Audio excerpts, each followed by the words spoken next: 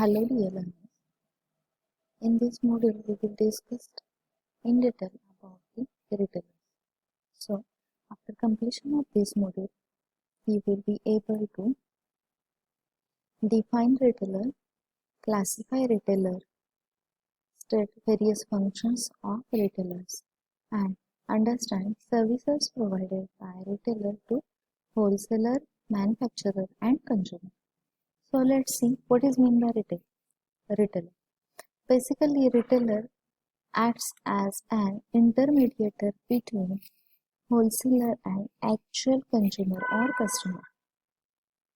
They are engaged in purchasing or buying the goods in large quantities from the wholesaler and they sell goods in small quantities on retail price to the consumer or customers. The retailer who is dealing in pharmaceutical trade is known as chemist or pharmacist. Now, let's have a look on various functions performed or provided by the retailers. The retailer keeps a stock of various items according to the needs of the consumer. They are supposed to know the different kinds of goods likely to be demanded by his customers and also to know the sources from where the same good could be obtained. So, they are providing a wide choice of the goods to the consumers. The retailer keeps a ready stock of all the goods so that he is able to meet the demand of his customers at all times. Next function is about the transportation. Actually, the wholesalers are the main source of supply of goods to the retailers. So, they usually make their own arrangements for the transportation of products of different kinds from the wholesalers, godowns or warehouses. Grading. Normally, grading of good is done either by the producers or sometimes by the wholesaler. However, a retailer does grading of those goods which have been left ungraded by the manufacturer and the wholesalers. Retailers have to maintain a reasonable stock of goods, hence they bear the risk of loss of goods by fire, theft or deterioration as long as they are not sold. They help financially to the consumers by providing credit facilities to the consumers, means they sell goods on credit to the customers or consumers. Market research. Retailers actually are in close contact with their customers, so they know the taste, likes and dislikes of the customers and they pass such information to the wholesalers for onward transmission to the manufacturer concerned. And last function is about the sales promotion. They display the goods in the show windows and on counter for the information of customers.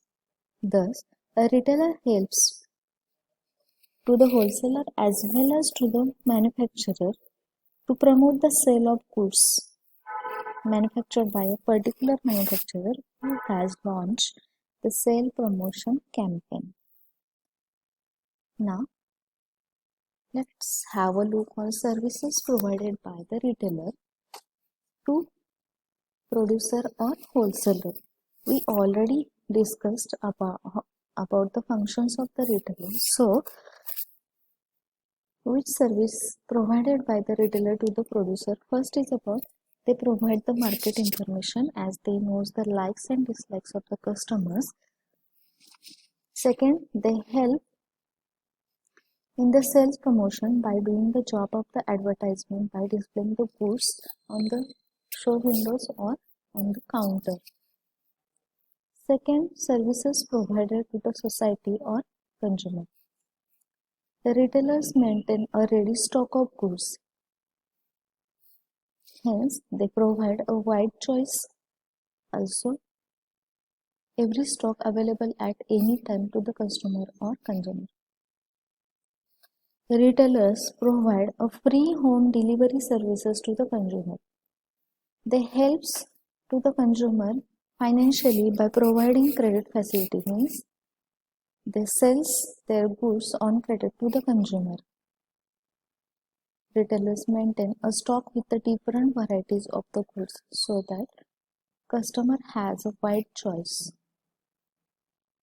Retailers maintain a regular contact with the consumer or customer so that they can easily know about the likes and dislikes of the customers. The retailer offers a free expert advice to his customers about the merits and uses of each product and also about the availability of a better substitute. Now, next is about the type of retailers. Actually, in first module of this topic, we already discussed about the classification of the retailer. In this module, we will discuss in detail about the types of retailer. So basically, there are main two types of the retailer: itinerant retailers and fixed shop retailers. Itinerant retailers means the retailers which do not operate from the fixed business premises, but they move from place to place for selling their goods.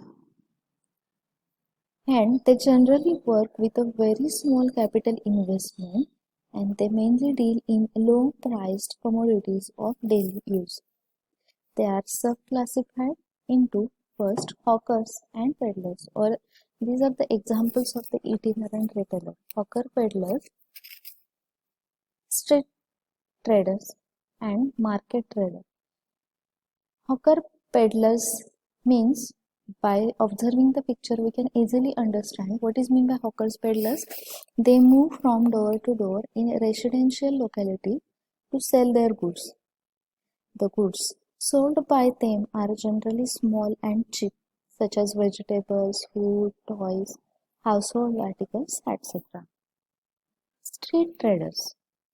These traders generally arrange their goods at busy street concerns or pavements of busy roads, temples, railway stations, cinema halls, etc. They offer a wide variety of articles of common use, and they generally deal only in one particular line of product, like a food, vegetables, etc. And third, market traders. They keep on moving from place to place to sell their goods at weekly or monthly bazaars or at an annual fair. So this is about the itinerant retailer. Now, second type is fixed shop retailers. Fixed shop retailers set up permanent establishment to sell their goods. Means they are placed at a fixed space. They do not go from place to place in search of their customers. The fixed shop retailers divided into two subgroups. First one is the small scale retail shop and second one is the large scale retail shop.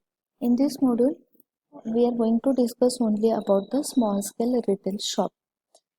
So examples of small scale retail shop are street stalls, second hand goods shop, general stores, single line stores and specialty stores.